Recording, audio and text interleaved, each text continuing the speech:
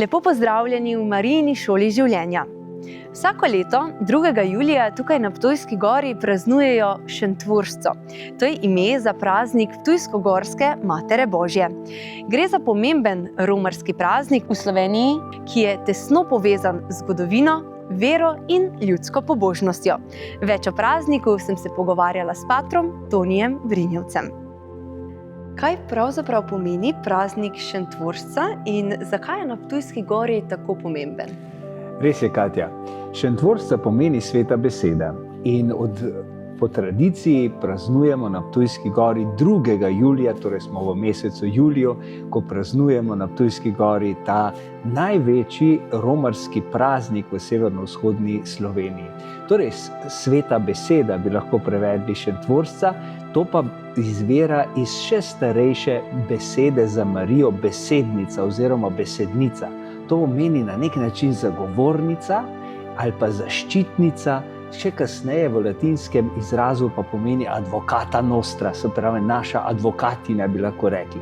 In ikonografsko je ravno to sovpada z našo Marijo zavetnico s plaščem, torej neka zagovornica, neka zaščitnica, nekdo, ki zastavi za tebe eno besedo.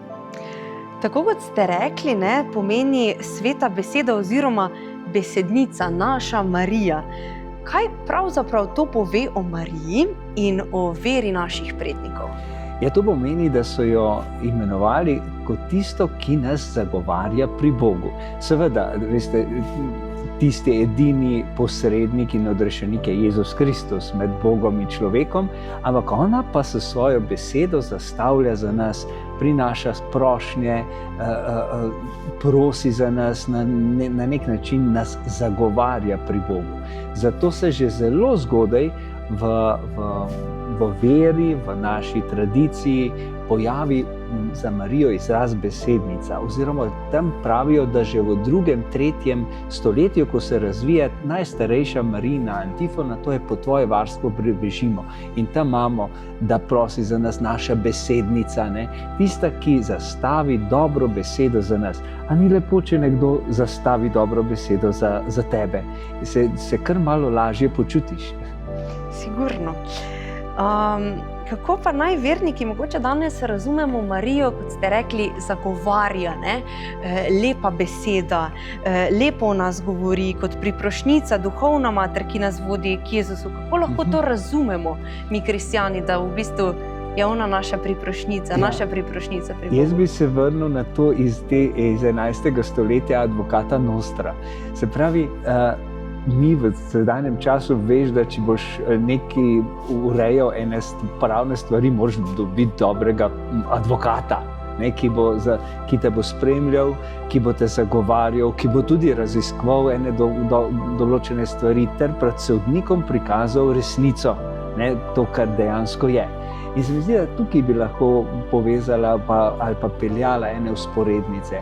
Se pravi, nekdo, ki zastavi, ki te spremlja, ki pri Bogu prosi za tebe, ki prinaša prošnje pred Boga, ki te vodi, ki te spremlja, ki te duhovno spremlja kot mati, duhovna mati, in ki te vodi k Jezusu. Se pravi, k resnici. Saj je Jezus sam rekel, jaz sem pot, resnica in življenje.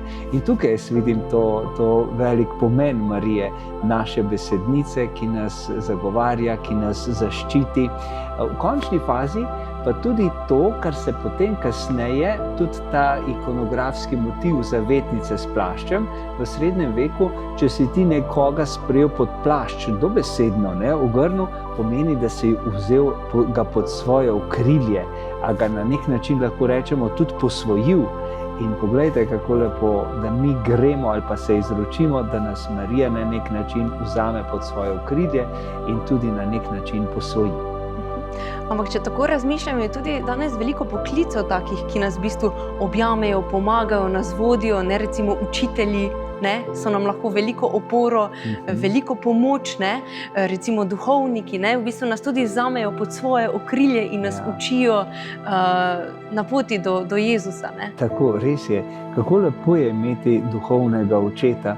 Ravno mi je rekla ena gospa, kako lepo, ko jaz ne morem moliti, ko sem čisto sesuta, pa si mislim, moj duhovni oče moli za mene.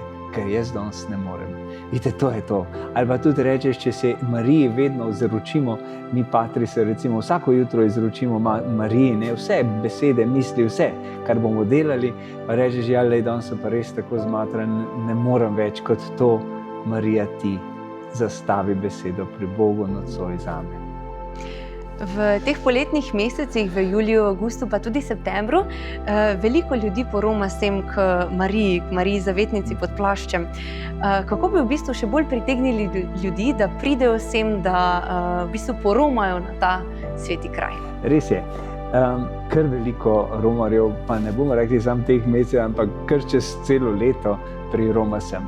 Ni za manj to dejstvo, mislim, je pomembno dejstvo, da se je kar nekaj let Ptujska gora imenovala Gora milosti. Torej so se morali tukaj zgoditi velike milosti. In jaz, ko srečam oziroma ko nagovarjam Romarjem, rečem, tukaj je milost zagotovljena, vi samo odprite svoje srca, ker je ena poseben kraj milosti.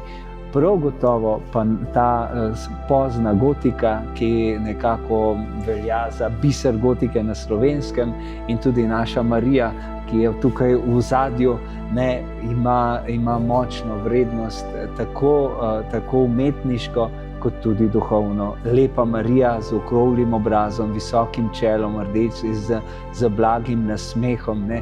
In tako pravi tudi ena knjiga, ki smo jo izdali Patri Minoriti, Marija se je nasmehnila s trona, in lepo je, da se ti kdo nasmehne in nekako te povabi v te globine. Sigurno. Toni, najlepša hvala za tale pogovor. Želim vam mirno, predvsem pa eno duhovno, bogato poletje, pa srečno. Ja, hvala lepa.